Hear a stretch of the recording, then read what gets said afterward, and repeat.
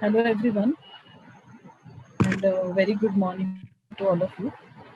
So we are here with the seventh session of the course, and for today's session we have with us uh, Sneha Kumar Sahani.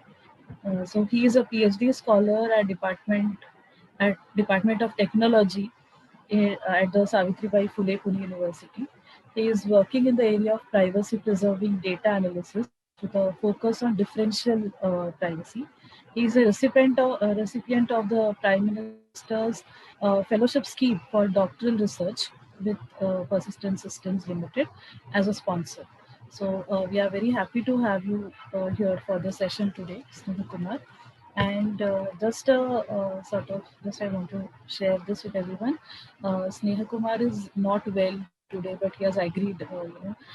He is willing to take the session today. We are very happy about it, and I would request you, Sneha Kumar, to please take breaks in between. It's a long session, 1.5 hour session. Please take sufficient breaks. Over to you. Okay, thank you. Okay, so thank you very much for the wonderful introduction. So my name is Sneha Kumar Shahani, and today I will be presenting on third session of the privacy preserving AI. So topic of our today's presentation is related to differential privacy, and we'll be focusing on differential privacy preserving data aggregation. So this work I have done along with my PhD guides, Dr. R. Venkateswaran, who is CIO at Persistent, and Dr. GB Abraham, and she is Dean and Professor at COAP. So this session is seventh in the series of the Responsible AI series, and we still have 3 more sessions to go. The disclaimer: all views and thoughts that will be expressed in the presentation solely belong to me, and they don't necessarily reflect the Persistence or any other organization's point of view. So before we start with the presentation on differential privacy, let me ask a question to the audience. So we use this term security and privacy rather interchangeably, but still these two are different. So can anyone give some points of difference between security and privacy? Maybe you want to unmute yourself and give some point of difference between security and privacy. So any computer science graduates who have learned about this difference between authentication and authorization? It is very similar to difference between authentication and authorization. So are they allowed to unmute themselves, or you are going to answer in chat? Yes, they can unmute themselves and answer, or in the chat box also they can put. So So if we have anyone one wants to answer. volunteer, okay. We have one answer from Dr. Shyam Sundar, and he's saying that security covers all aspects end to end, and privacy is related to granular aspects of the data and its usage. Okay, that's close enough.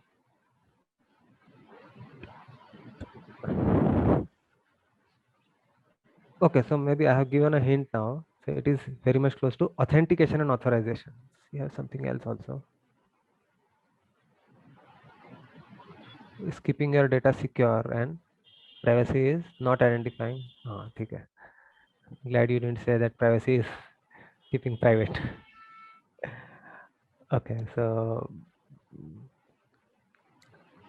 security, authentication and authorization is something like authentication is binary while authorization is what you are authorized to do with the data. So similarly, security and privacy is also like that. Security is binary, whether your data is secure or not secure. It is binary, whether it can be accessed by the authenticated people or not.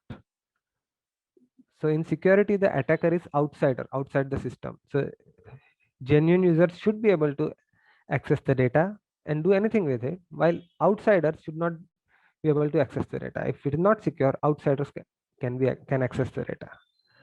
So it is like attacker is outside the system, and genuine people are inside. The people who are inside, who are allowed to access the system, they are inside the system. Well, in privacy, it is not totally binary.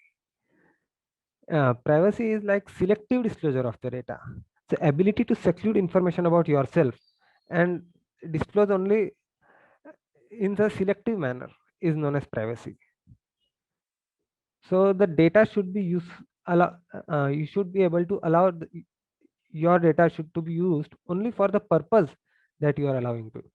It should not be useful for any other purpose. That is what is we understand from privacy. Now, in this case, attacker is inside the system. Say you are a genuine person who is allowed to use the data for a particular purpose and you misuse it for some other purpose, then that is a breach of privacy. So these are some of the differences between security and privacy. So now, before we begin the presentation, so I wanted to show a small video. Let me see, sound is shared. So now I will give a small introduction on differential privacy, a small video on differential privacy, and then we will start with the definitions and some concepts. So please let me know if you are not able to hear the voice in the video. So I'll start the video now. 911 operator, what's your emergency? My wife is really sick. She's having trouble breathing. What's your address? 1235, Right Way, Greenbelt. And what is your wife's name? Karen Brown. I'm sending help. Please stay on the line. Okay.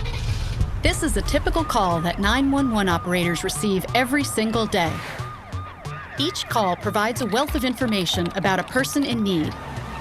In addition to contact information, EMS and hospital staff add health information to Karen's medical record as they treat her. Most of this data is PII, or Personally Identifiable Information, which is key to a person's identity. This information is stored in large databases all across the country. Use of this data is protected by law in order to preserve your privacy. But what if we could use this data without compromising your privacy? Imagine if we could aggregate data to see trends. What if access to Karen's and others' data show that 911 had received multiple calls about breathing problems around the same time? We might pinpoint the culprit. Right now, use of data in this way is allowed as long as we redact the personally identifiable information. But by removing PII, we drastically limit the data's usefulness and we don't always protect identities. For example, if Karen lived on a small street, her identity could easily be revealed just by sharing her age and street name. NIST scientists are seeking ways to improve the sharing of data while protecting individual identities through measurement and evaluation.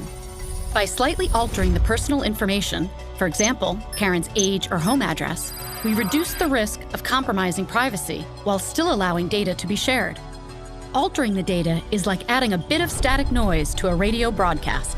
When your radio is tuned in to the exact frequency of the station, you clearly hear what's being said. But if you move the frequency a bit to the left or right, static noise muddies the sound, but doesn't compromise the message. This process of adding carefully tailored noise and altering identifiable information within whole data sets is called differential privacy. When this process is applied to large amounts of data, it becomes a provable guarantee of privacy.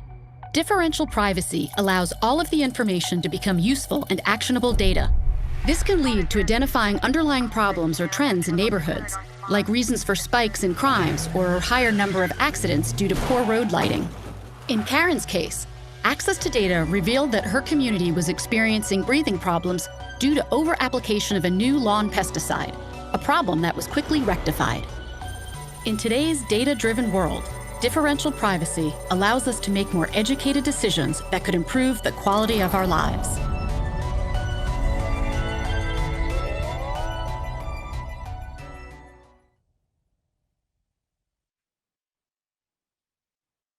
Okay. Thank you. So in this video we saw that the data if it is analyzed to identify the trends of the entire group or the community, that is one aspect of using the data to identify general behavior of the entire community or group of individuals. While it is other aspect of using the data when we can identify some personally identifiable information about one particular individual.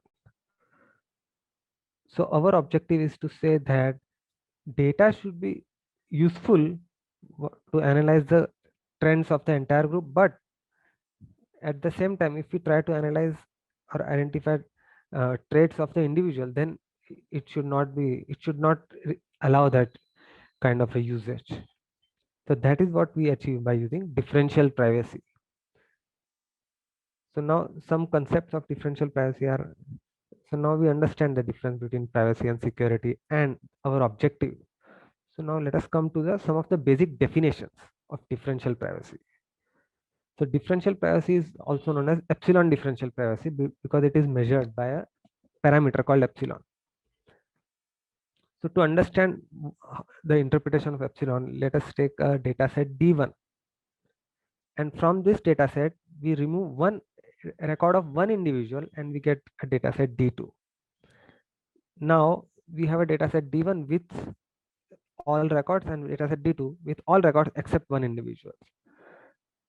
So what differential privacy says that the ability to distinguish between these two data sets from the outcome of analysis has to be limited. Say, for example, we are computing sum of all these values, or we are computing a ML model using this data set.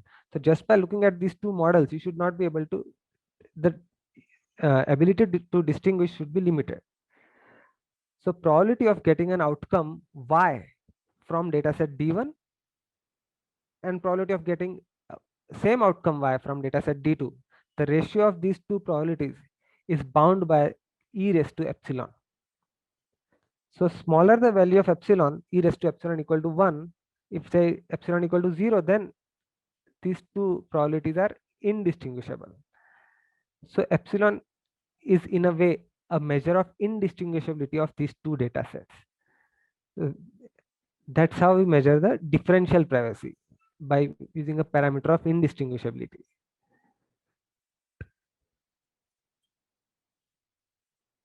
So to ensure this kind of a privacy, we alter the data in some particular way, say by adding random noise to the data. So as we add random noise to the data, we add some randomization along with the data. The privacy improves, but the usefulness of the data reduces. So by adding this random noise, we provide some protection to the outliers and the data points that can be noticed just by the outcome. Say, for example, from 100 values which are in the range 0 to 2, one of the values is 100 or 1000, high value. So whether that value is present or not can be easily identified, even if we have only the sum of those values. So outliers and some kind of values can be identified only from the outcome of the analysis.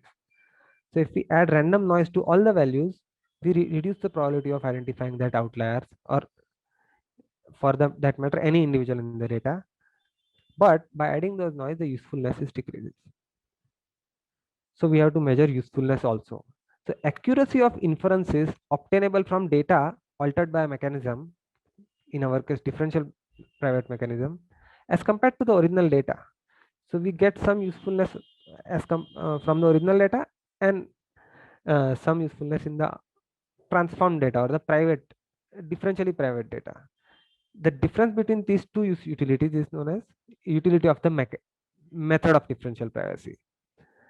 So these measures are usually computed as mean values of large values, and we usually have time series data on which we do that. Another very important definition is sensitivity. Sensitivity is the maximum difference that can be caused to the outcome of analysis by removal of one value from the data set. Say, for example, we have a data set D1 and we are computing count. Then by removal of one element, what is the maximum difference that can be caused to the count? Anyone would like to answer that? in chat?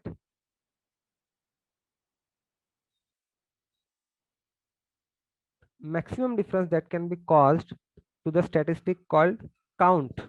So by removing one value from the data set, what is the maximum difference that can be caused to the outcome, that is count? Okay, so this time I will give the answer. The answer is 1. So by removing one element, the count can change by 1 only. So similarly, if you are computing a histogram, histogram is also a measure of counts of intervals. So still, in case of histogram also, the sensitivity is 1. So for count and histogram, the sensitivity is 1. But now, say for example, we are calculating sum of the data sets. Sum of the data set. Then what is the maximum difference that can be caused to the outcome? So maximum difference that can be caused from a data set is the max value in the data set. So in this data set, say max value is 100, then maximum difference that can be caused by removal of any random value, we don't know which value is being removed, is the max value that can be attained by the data set. The sensitivity of count histogram kind of queries is 1, while the sensitivity of sum query is max. So we have understood 3 concepts. First one is differential privacy, the ability to measure of indistinguishability of two data sets with or without an individual. Second one is utility metrics, and third one is sensitivity. So please remember this concept. These are going to be used throughout the session. If you have any confusion, please ask now. These are very important concepts that we are going to use throughout the session.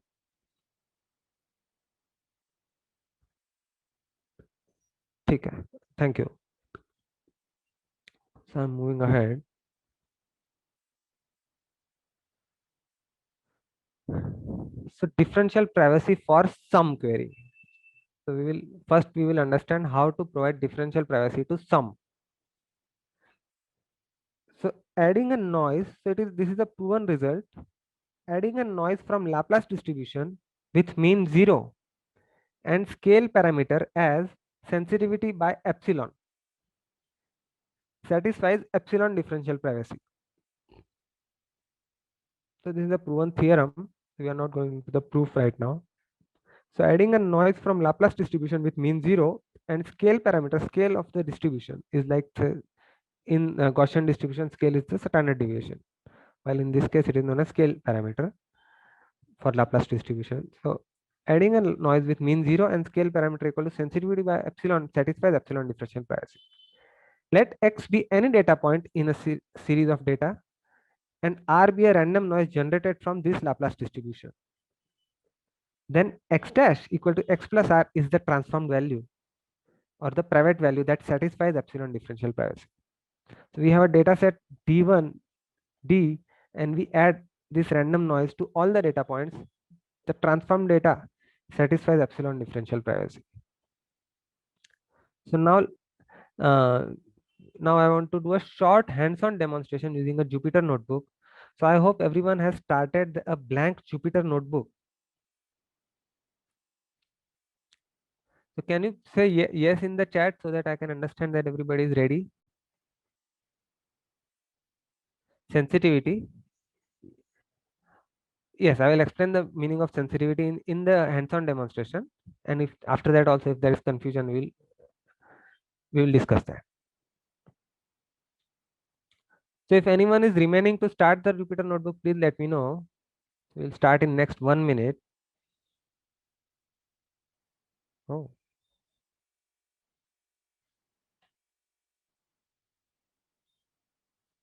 So we are running slightly late.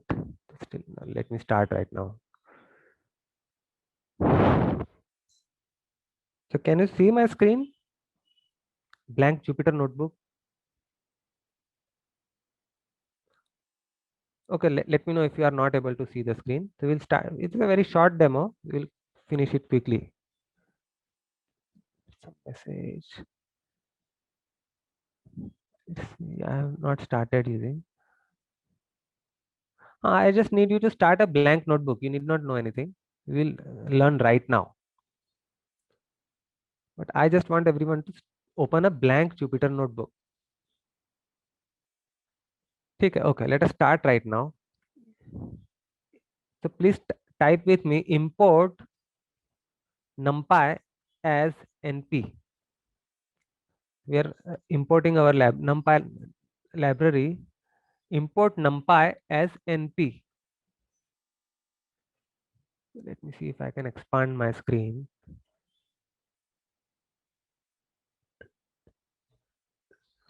So I'm executing this command. So I'm importing NumPy as NP. And I'm setting some parameters. First one is epsilon. Epsilon equal to 0.5 and number of data points in the data set equal to say 5000. So I'm storing these two variables. These we will use later on.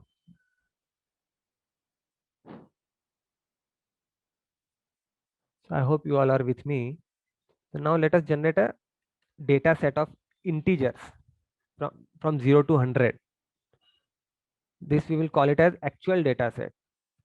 Actual data set equal to np dot random dot randint from 0 to 100.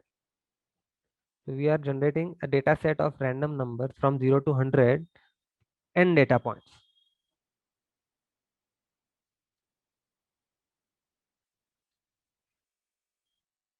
So let us check the first 10 data points.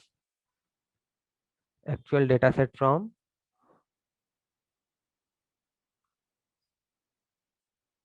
first 10 data points. So as you can see, this is the data set that we have generated, 89, 74. So since this is random numbers, you will see some different values which are like this only in range 1 to 100. So now sensitivity, what will be the sensitivity of this data set? Say in this data set, if we remove any one value, we don't know which one is removed. So what is the maximum difference that can be caused to the outcome? Say outcome is sum of all these values. So max value here, what we can see is 95.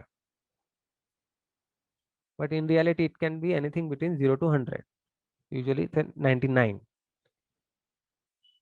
So max value of this data set is the maximum difference that can be caused to the sum. So we'll calculate sensitivity equal to np dot max.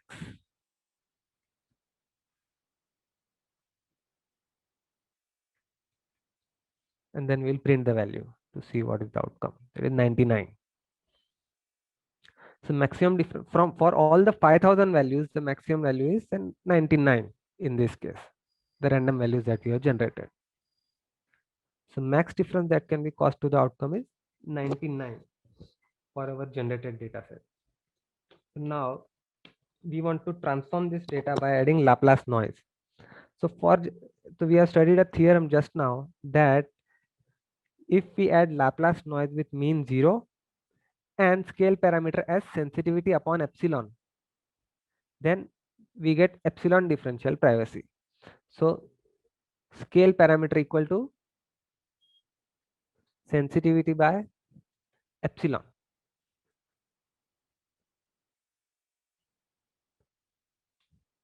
Scale parameter is 198 in this case because epsilon is 0.5 and sensitivity is 99. So now we will compute that a transform data set that satisfies differential privacy. Perturb data set. We'll call it as perturb data set because we are adding noise perturbation to the data set. Perturb data set equal to actual data set plus numpy dot random dot Laplace. So we are generating noise from Laplace distribution with mean 0, scale parameter as scale that we have computed, and n number of endpoints, n number of data points. And we will print this data set of 1 to 100. First 10 values we will see. So this is the transformed value that we can see. So now we can see that first value here was 89, here it is 129. Second value is 74 in the actual data set. When transformed data set, it is 239. Like that, it is 166 minus 108. So looking at these values, we cannot identify that this value was actually 89. So we cannot identify the presence of value 95 just by looking at these transformed values. So that's how we have protected the privacy of those individuals. Now let us do some analysis on this data. We will compute mean of the data. NumPy.mean of the transformed data set. It is 40. And mean of actual data set is 49. It is not that close to each other, but still it is useful for analysis. So let us see. Let us generate a new, this data set again. Many times due to randomness of the noise, the results are not very accurate. But when we have large number of data sets, the results are very accurate. So it is 43 and 49. So like that, you can check on your machine also that mean computed from the transformed data, which protects the privacy of individual, is very close to the actual mean. So this shows that we can use the transformed data for our analysis, and it will hurt the usefulness to some extent, but the privacy of individuals is protected. So there is a trade-off between usefulness and privacy, and we are ready to take some hit in usefulness while providing large amount of privacy to the individuals.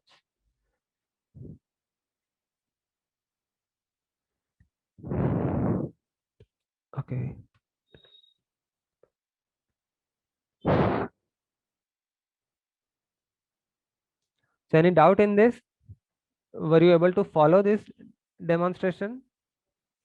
Did anybody get different values, very different values of mean, very much away from 49, the actual mean? So I would request everyone to share the mean of the perturb data set, what you have computed. So let us see the kind of values that people are getting. The actual mean is 49.9 or 50. So how different it is from 49.9? That is what we want to see. So everyone who has done this experiment with us, please share the mean of the perturbed data set or transformed data set. Okay, so it is fairly close to 49 or 50. So plus or minus 5 or plus or minus 7. So as you can play with this data set. We are running out of time right now, but you can play with this data set by increasing the number of data points, and see that you will see that by increasing the number of data points, accuracy will improve. If you reduce the number of data points, the accuracy will reduce, because what our objective is to study the trends of the entire group and not of the individual. So if you have small group, then accuracy will take a hit, because we are providing more privacy to those individuals. Similarly, if the number of data points are more than say 10,000, then you will get high accuracy in that data set. And also you can vary the value of epsilon. Now that you have the notebook, you can change the value of epsilon and play with the outcome and see. You can even say run a for loop and see by what happens to the graph as we change the value of epsilon from 0 to 2 with a jump of 0.1 or 0.2. That kind of experiments you can do. So I hope you all enjoyed the demonstration. So we'll come back to the presentation right now.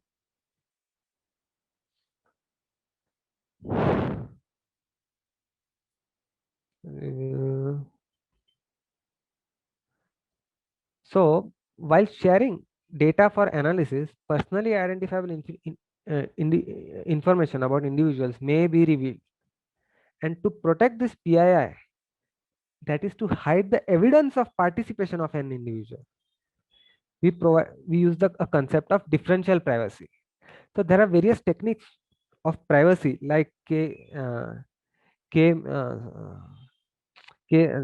sorry, like histogram that hides the that groups everyone into the same set.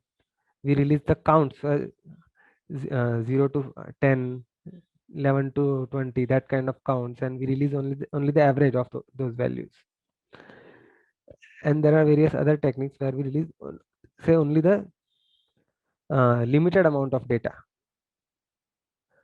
But differential privacy is very much different from them because it provides mathematical and theoretical guarantees of privacy. You can calculate the probability of disclosure of that individual, which is not possible in other techniques of privacy.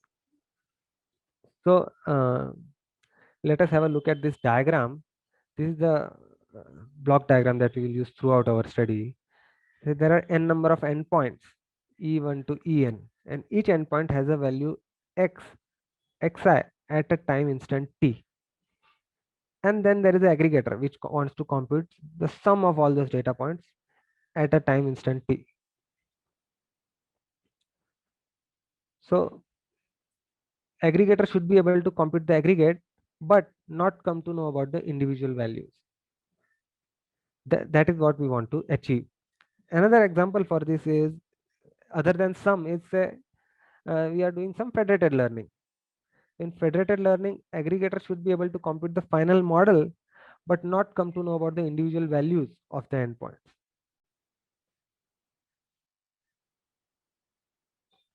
So we will understand this with an example of privacy preserving endpoint aggregation. So we have done a study for sum, and we have designed a technique to satisfy some of the drawbacks of the existing techniques in the literature.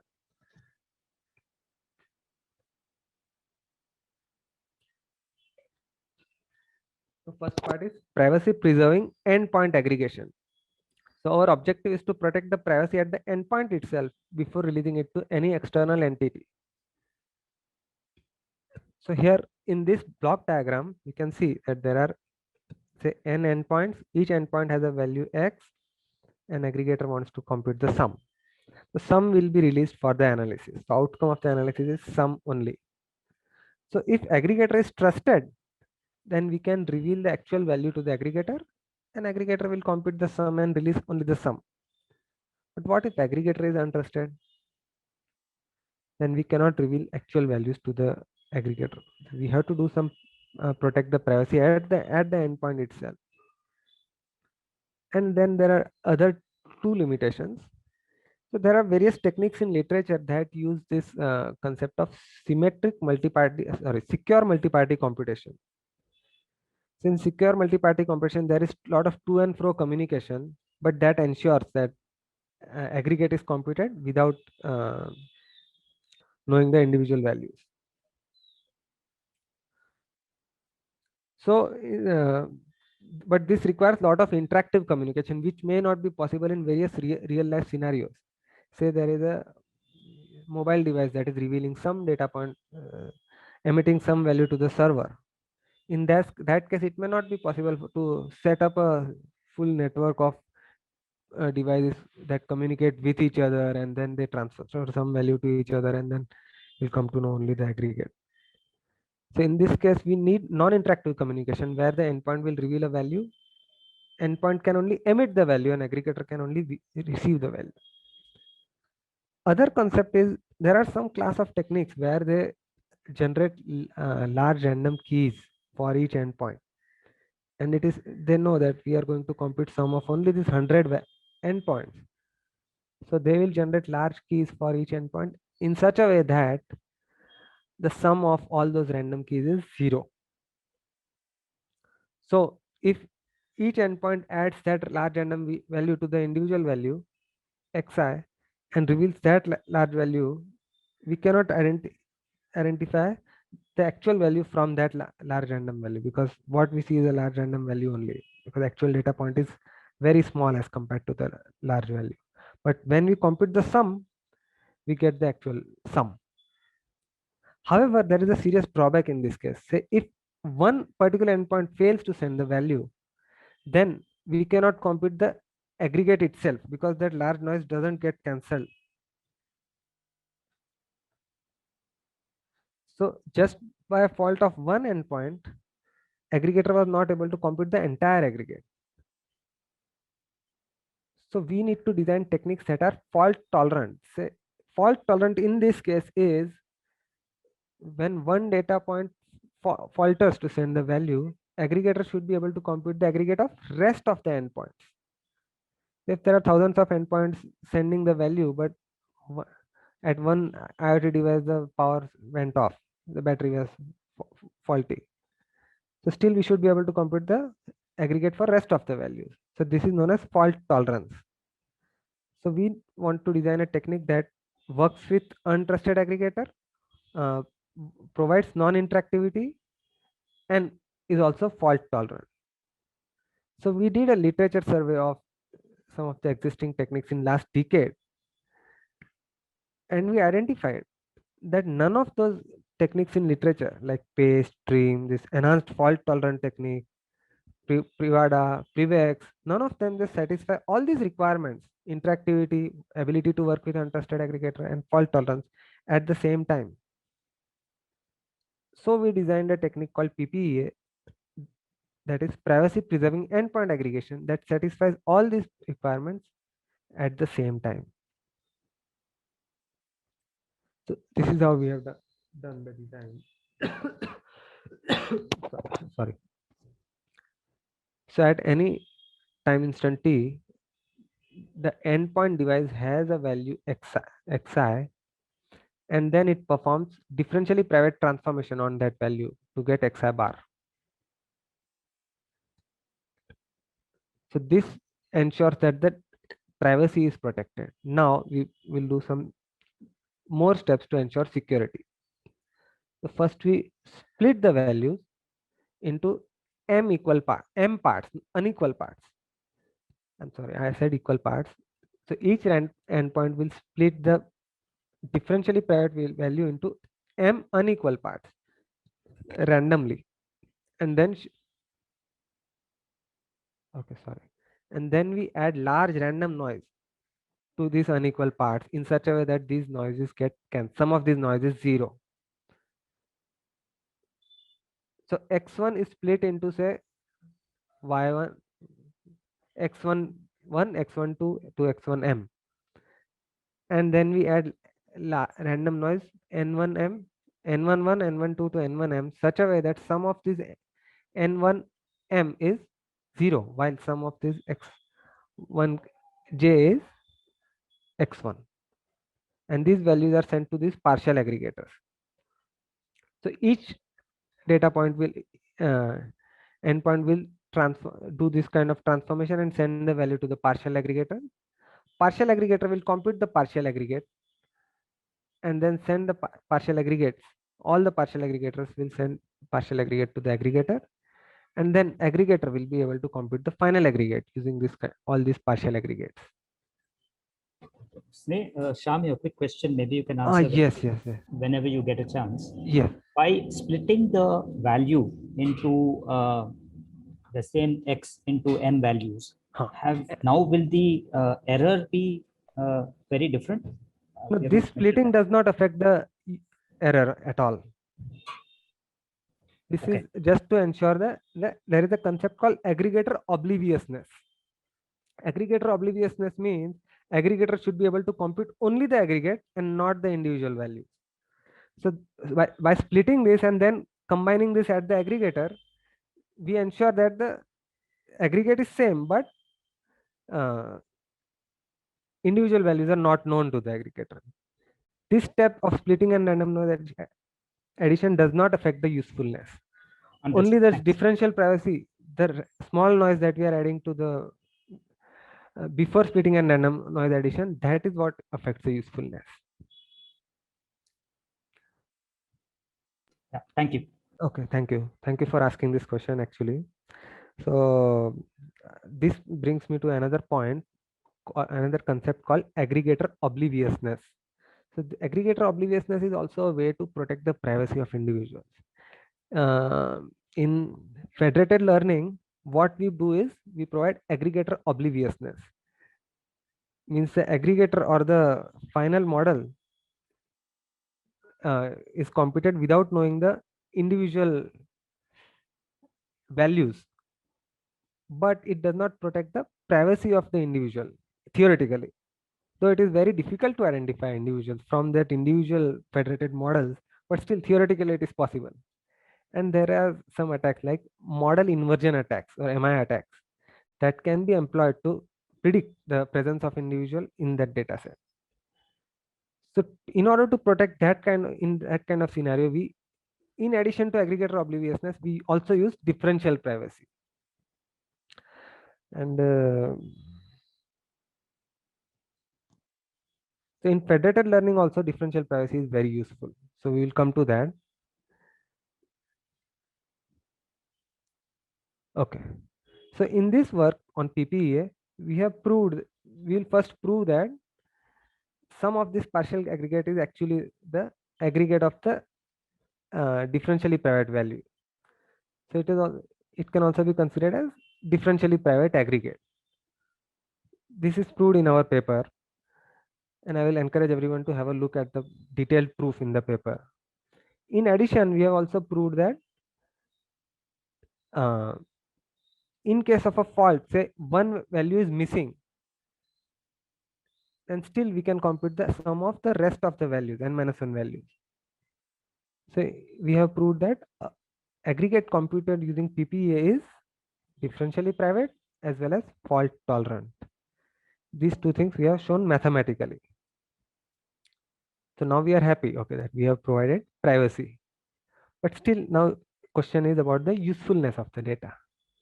So now we will measure the usefulness experimentally.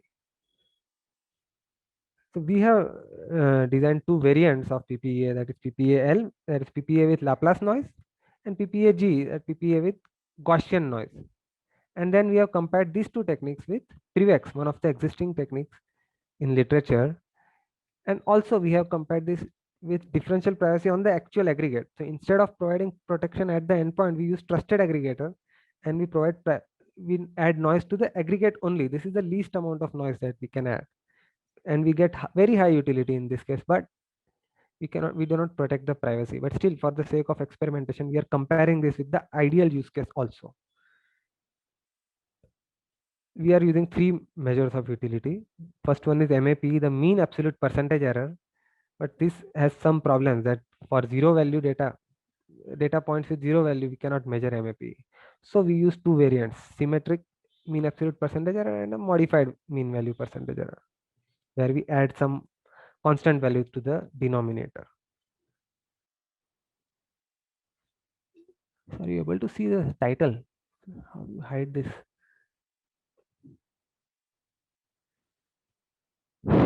Okay. So first we study the effect of size or number of endpoints on the usefulness. So what we observe that as we increase the number of data points or number of endpoints, the usefulness improves for all the techniques. So there is a benchmark paper called DP-Bench, where they have described the set of experiments to be performed for any new differentially private technique. So first they advise to study the effect of size or the impact of varying the number of data points. So as we increase the number of data points, the usefulness error reduces or the usefulness increases. So what we observe, this is the bottommost line, is the central privacy or the ideal use case. And all other techniques are worse than the ideal use case. So what we have observed from our experiments is that PPEA performs better for large number of data points. The number of endpoints are very large, which is ideal use case. And we have performed our experiments on this UCI machine learning dataset, that is smart meter dataset, and then there is another dataset called stock ticker dataset. Stock ticker dataset we have selected because it has no zero values and it has less variability. So to study, it doesn't need any kind of privacy, but to study the impact on that kind of data, we have used stock ticker dataset. Second effect that we study is the effect of varying the epsilon. So as we increase the epsilon, that is, we are reducing the privacy, the impact on the usefulness is also improving. And what we have observed is our technique PPA is better than existing technique PrivX. It is around 9 to 19 times better than PrivX. And another observation that is not seen in this experiment is that PPA with Gaussian is better than PPA with Laplace.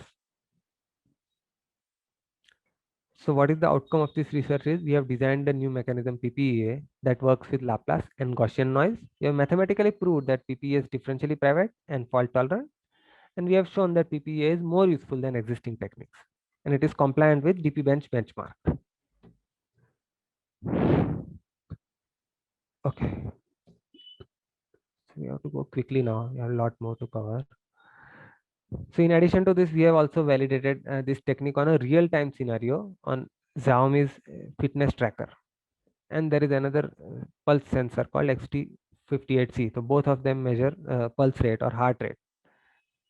So heart rate and pulse rate are same things measured using different techniques through pulse and through other techniques. So in order to implement this technique on these low-end devices like Arduino board, there are some challenges on these devices that ready-made implementation of this random number generators is not available. So in order to implement, we had to first design those random number generators by using this Fox-Miller transformation. And then we have implemented our partial aggregators as well as this TP noise addition, random splitting, and large noise addition on the Arduino board itself. Even the Arduino board was also used as a partial aggregator also. And final aggregate that we computed was average. So first we validated the impact of epsilon and number of sensors. And we found that they follow the DPBench trends that we have observed, the theoretical trends. This ensures that our implementation is correct. So after ensuring that our implementation is correct, now we validate whether it is actually useful or not. The memory consumption, time required, and power consumption. These are some of the parameters that we have measured. So memory consumption is less than 20% and time required to execute is also 0.1 microsecond. So these are some of the numbers that show that it is actually implementable and practically useful on this kind of IoT devices. So what we have done, we have basically validated PPA on IoT device and resolved some of the challenges of implementing random noise generation. So this has been accepted as a book chapter in next generation IoT. Okay, let me start with the session now. So now we come to a very important aspect of this differentially private technique. So till now we described one of the techniques of differential privacy. We understood some of the concepts of differential privacy. Now we are going to discuss a serious limitation in the existing literature about in order to practically implement this differentially private techniques. The limitation is to select the right value of epsilon.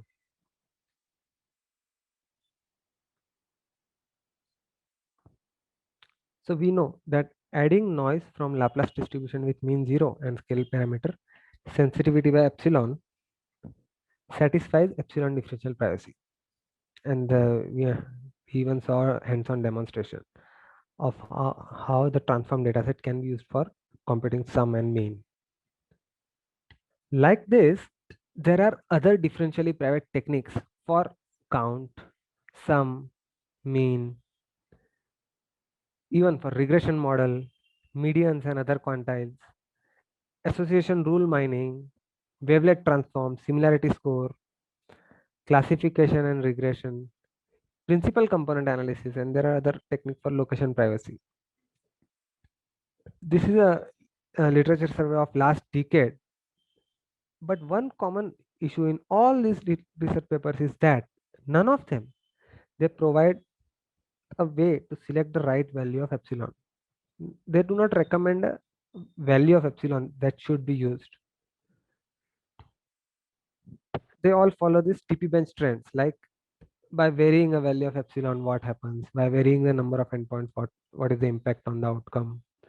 And then for the purpose of experiment, some of them they select value as 0.1, epsilon equal to 0.1, epsilon equal to 0.01, and then they study the outcome for a fixed value. But not selecting a value of epsilon has some problems. Let me give you an example that in last 2 years back, around 2-3 years back, Apple did a lot of publicity that they have implemented differential privacy in iOS. However, they have not provided the value of epsilon that they select. And there is a research paper which has criticized Apple for selecting a very high value of epsilon that provides very useful data and practically very little privacy. Similarly, Google Chrome also has a technique called Rapport that they have implemented to collect the browser statistics in a differential private way. They have used a good small value of epsilon, but they use some other techniques, like they send the same value 10 to 20 times in some different way of measurement. Say something is kilogram, they send the same value in grams, and then they will change the name, and like that they send that same value 20-30 times. This also reduces the privacy and increases the utility. So these are the side tricks that they have used in Apple and Google Chrome. So what we saw till now is that there is a vast area of research done to design differentially private techniques for a variety of outcomes like sum, count, mean, quantiles, etc. But there is no, these techniques have very little practical application without having a way to select epsilon. And some real implementers of DP like Apple and Chrome have misused this to their advantage. All this is due to the same reason that there is no concrete way to select a precise value of epsilon. There are some existing works that select epsilon. They provide range of acceptable values, but many times these ranges are very large and they are not practically interpretable. So what we have come up with is a cost-based technique to recommend a value of epsilon. So we consider two costs. Cost to be paid, cost of using the data to be paid by analyst to the aggregator. Say we are the aggregator and somebody is going to use the data. So cost of using the data needs to be paid to us. And we have to acquire the data from individual people. So by acquiring the data using any value of epsilon, there is some probability of disclosure. So based on that probability of disclosure, we have to pay some money to those people. So that is cost of privacy lost to those individuals. So using these two costs, we will try to recommend or select a value of epsilon. So consider a data aggregation market model. So there are data owners and there are data consumers. So we acquire the data from these individuals and sell the data to the consumers. So we can either make some upfront payment to those individuals that you give the data, we'll pay you some money. Or we can provide them assurance or insurance that in case of a data disclosure, you will get this kind of lump sum money. For that, we have to pay some money to the insurance provider. So we are paying some money to cover the cost of privacy loss, and then we are gaining some money by selling the data to the consumers. So in order to identify a value of epsilon by point at which this profit is maximized, we did some work on that. So first we have to estimate the resultant noise in the aggregate, and then we calculate the utility of noise in the aggregate, and then we calculate the cost of this utility. Similarly, we have to establish a relationship between disclosure risk and the privacy parameter epsilon, and then we calculate cost due to this privacy loss. And difference of this cost is profit, and this point at which the profit is maximized is recommended value of epsilon. So major contribution of our work are first to technique, cost-based technique to recommend value of epsilon. And in order to do that, we have mathematically model this cost of privacy and cost of utility, as well as we have mathematical model estimates for usefulness and probability of disclosure. What's the second parameter there? Sorry, the previous one. Epsilon, comma, what is the next one? Actually, it is error value, delta. Achha. The allowable error in this epsilon dp. So for this current presentation, we are not going to cover that, but it is there is a separate technique called approximate differential privacy. So in this research paper, we have covered that also, both approximate and pure differential privacy. Thanks. Okay. So in the definition of differential privacy that we saw, ratio of those two probabilities, probability on D1 and D2 is bound by e raised to epsilon. There we can add plus or minus delta. So that allowable error is allowable approximation in that differential privacy. So this delta has to be very small. So there is a separate paper where they have described the maximum value of delta that can be used. So this all these things are covered in our papers. I would encourage everyone to read our paper. Oops. So for this, we have mathematically derived these equations for pure DP and also for approx DP. The usefulness is estimated as 2 into delta f, the sensitivity, upon root pi. Mu is the mean of the data, n is the number of endpoints, and epsilon. So this is the mathematical estimate of the usefulness. And these mathematical estimates have been validated experimentally. For that purpose, we have taken Kaggle's smart meter dataset and this and a synthetic dataset that we have generated for various distributions. And we have identified that for synthetically generated Gaussian data, Laplace data, logistic data, uniform data, means the data generated from this distribution and the noise. After adding noise, we get the usefulness that is obtained experimentally and the usefulness obtained using our formula are fairly close to each other.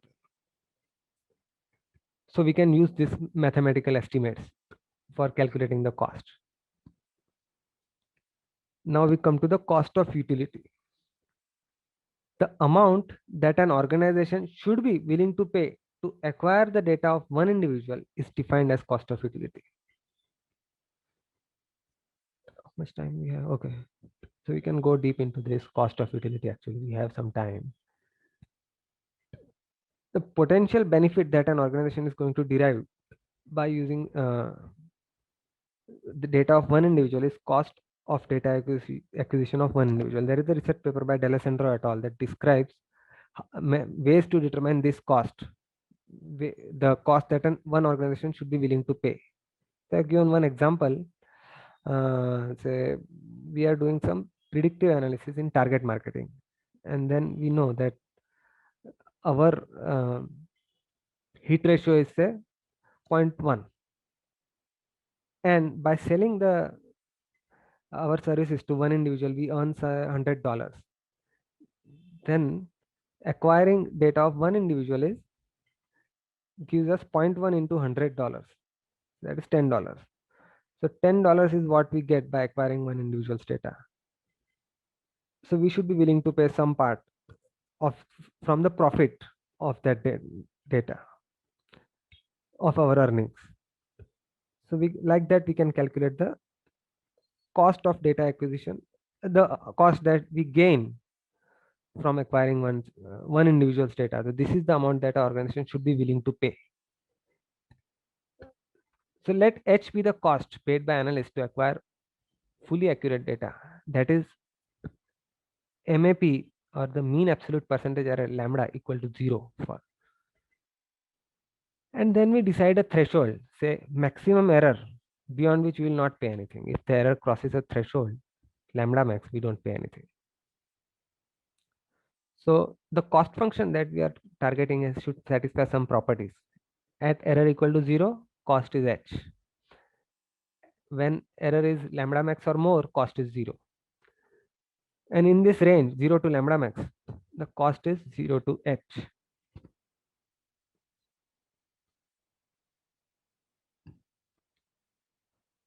So this can be given by some cost functions like linear cost function.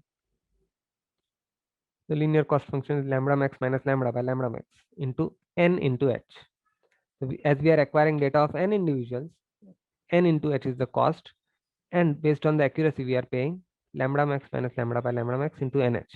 This is a simple cost function. It satisfies our all the properties, and but it is not applicable when diminishing returns is applicable. So when law of diminishing returns is applicable, then cost is high for high accuracy but very low.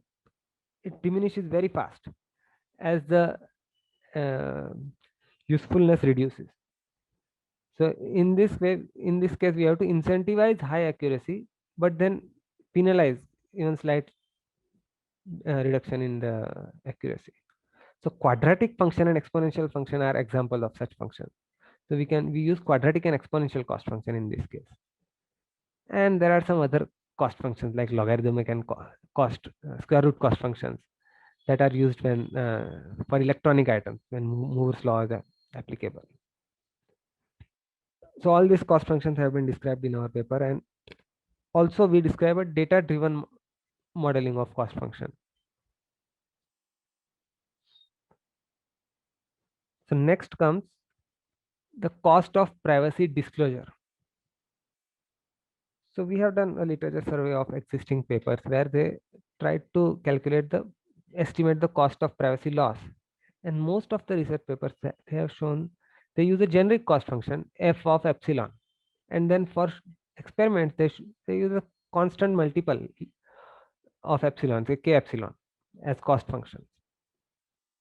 So, but we propose to model cost of privacy based on probability of disclosure, also known as disclosure risk in literature. Disclosure risk represents the maximum probability of any individual as being identified as present in the data set.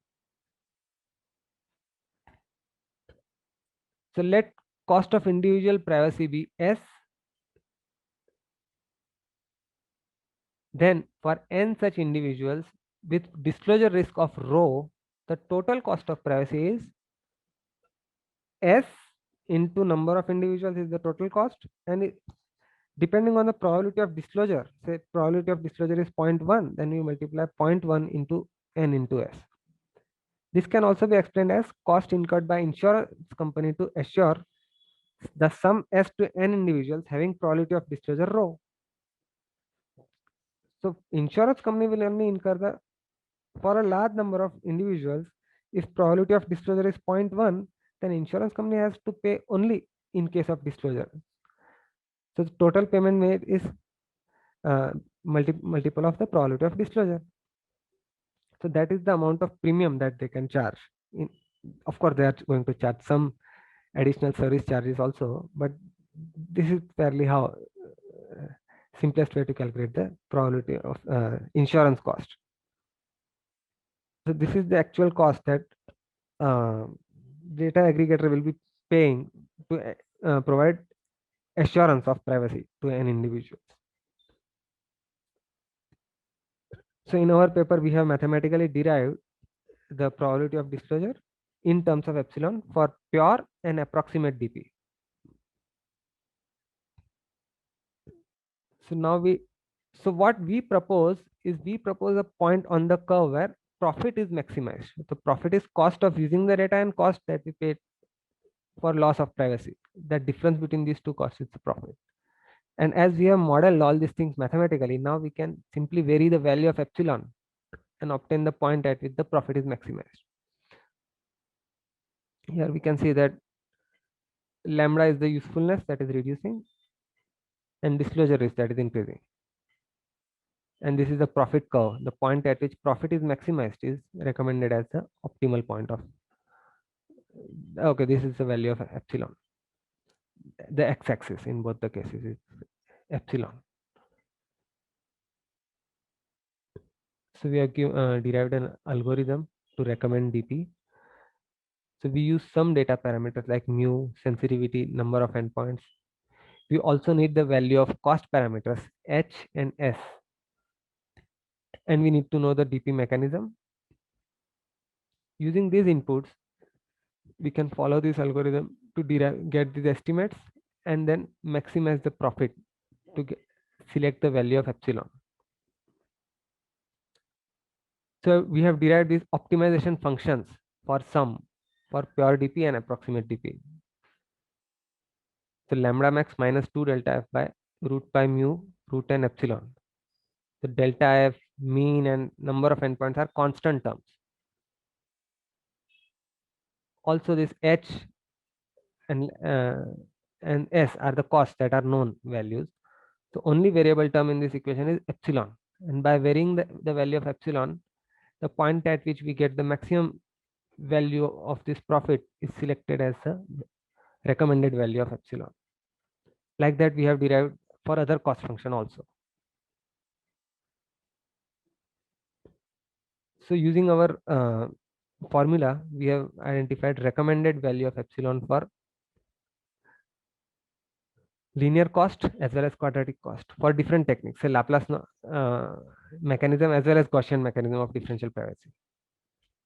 So here we can see that at optimal point, Laplace technique is giving some profit while Gaussian technique is giving some loss.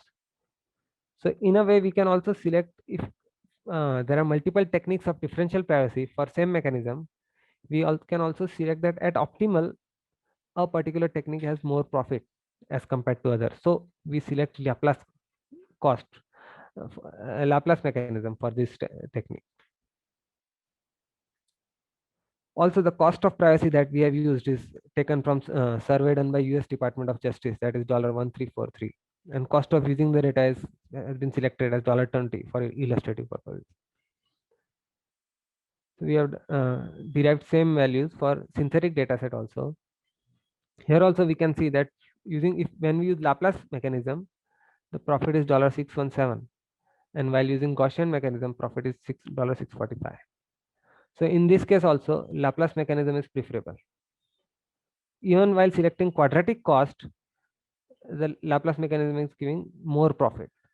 So at optimal, Laplace mechanism is more suited for this particular data set. So we are not making a general recommendation of the technique, but when we know we have to implement a data aggregation scenario for a particular type of analysis, then we can select the value of method of differential privacy for that kind of analysis.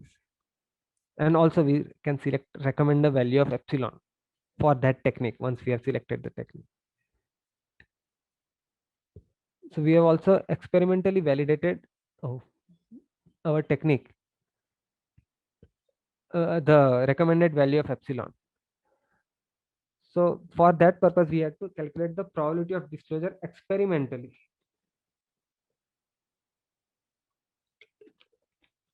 This is a very computationally intensive process to calculate large number of probabilities. So we took only 100 data points, and then we computed the probability of disclosure like this. Say there are 4 n and actual values in actual data set, and then we add some random noise and we get n number of transformed values. Then selecting only one transformed value, what is the probability that it came from this data set? That we can identify, we can associate it to the any one endpoint in this data set. So we calculate probability of that value coming from any one value first, and like that we calculate the probabilities for all the values. Then maximum probability of that coming from any value is the probability of disclosure of this one data point. Like that we calculate probability of disclosure for all other data points, and maximum of all these probabilities is probability of disclosure of the data set.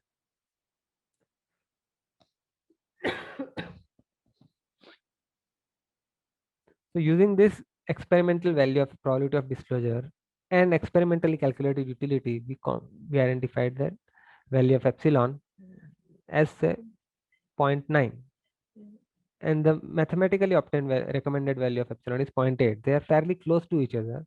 So our technique is our mathematical formula to recommend a value of epsilon is validated experimentally. So the contribution of this work is we have provided a concrete method to select the value of epsilon using a cost-based model. We have used probability of disclosure to calculate insurance cost of privacy as compared to existing works that use k epsilon. And we have provided a method to select best technique for a particular analysis. So this work has been published in an SCI index journal, and this is known as cost-based recommendation of parameters for local differentially private data aggregation. So I would request everyone to have a look at this paper, and we have covered all this recommendation technique and all those mathematical derivations in detail in this paper. So we still have 7 minutes. So I have some other things that I can cover, but if you have question, we can answer the questions first, and then if we get time, we will cover all these other things. Yeah, hi Sneh, this is Abhijit. Yes. Yeah, so this study which you showed of calculating profit, etc., would these algorithms and the studies eventually pressurize companies like Facebook to share the revenue with their users? Yes, actually, that's what we want. Because there are some calculations where they have calculated what is the cost of an individual for Facebook and Google. I don't exactly remember, but it was something like $5 to Facebook and say $20 to Google. So for each login, they gain $20 for say month. I don't remember the exact time, a year. So there is a research paper on that. So if they are gaining so much out by using our data, we also deserve at least some protection that in case of a data disclosure, we should get some money. If not the share in the profit, we deserve some compensation in case of data disclosure. There are some organizations that actually pay people for using their data. Yeah, because knowing how the US works, there will be enough people putting pressure on these companies now, using these kinds of studies. Yes, that's what we want. Nope, it happens soon. That is our right. Privacy is our right. So Sneh, one question, add-on question to this. These Yes, algorithms and the approaches you've taken for both differential things, have you open sourced these in the public domain? It is published work now. So okay, so it's open source in that sense. In that sense, it is open source. So when you publish, you have to sign that all rights are transferred to the publisher. Right. So I have one paper that is accepted, not yet published. So I can describe that, but if there are questions, we can. I just have one quick pointer you can share later. Yes, please, please. It is if you have some of these different kinds of, like what you showed on the sample data sets that you worked on. Have these curated somewhere on GitHub that you can share in terms of how you've done some of these analysis? That you might actually all this algorithm has been described in the paper. So I have not published the source code yet. Okay. I can think. We can think about it. Just let me know. Yeah, if in case that would be helpful, and you don't. We have not published it on GitHub yet. Yeah. In case that happens, do let us know. Yeah. Thanks. Yes, we have 3 minutes left now. So we can even discuss about this federated learning. So in case of federated learning, each individual endpoint is emitting some model, local model of that that is learned from that local data set. And using this local model, we can run some model inversion attack and get the presence of some individuals on that data set. So as we know that any machine learning model will provide very high accuracy on the training data set and comparatively less accuracy on the test data set. So by comparing these two accuracies, we can identify presence of the individual in that data set, whether that was a part. If we get very high accurate, if about one individual, we know all the values, we can predict the value using the model, and we can say this is very accurate, so this person was a part of the training data set, and it is not accurate, so this person was not a part of the training data set. So using that, we can actually identify, say if it is a banking data set, using these models only we can identify whether that person has a bank account in that bank or not. So that thing was not supposed to be revealed, but just because we had that model, we were able to identify the membership influence or the presence of that individual in that data set. So this kind of attacks are known as model inversion attacks. So to thwart this kind of attack, we have to use differential privacy on those learned models. So each bank, before revealing the model, will add some noise to the weights before revealing the model, and then using this noisy version of the model, we compute the final federated model. So that's how it can be applied to federated learning. Yes, please. One question which I had was, see, I think these are extremely powerful and very relevant techniques for privacy preservation by and large. I'm taking out the security aspect of it because that has to be factored anyway into it. But now, when it comes to large organizations and large people who have the data, so it almost means that they have two variants of the data that are kept. One version is, of course, which is PII, which is available. And the other version is applying these kind of differential techniques, another version of the data that gets generated, which are already in a in this kind of a DP formed data. So have you seen this being implemented by any large financial institution or any large custodian of data? Financial institutions I have not seen yet, but the largest, biggest implementation till now is this US Census data set. Okay. The US Census, they have to release data of the last decade at the end of every decade. Okay. So they have this mandate, and in last decade, some privacy laws were also passed in US.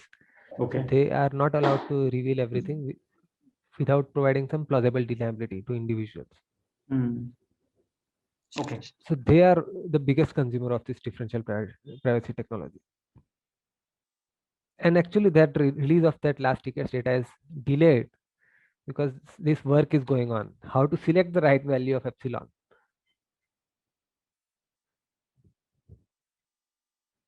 Yeah, so say I have done something for some, but for other kind of analysis, some more work has to be done. How to select the right value of epsilon for that technique. Because once that US Census releases that data, it becomes public. So anything can happen to that data. So differential privacy is actually a future-proof technique. So if you say that epsilon DP is provided to this data and this much noise is added, in future you cannot extract more information from that data. Whatever side information you have about that individual.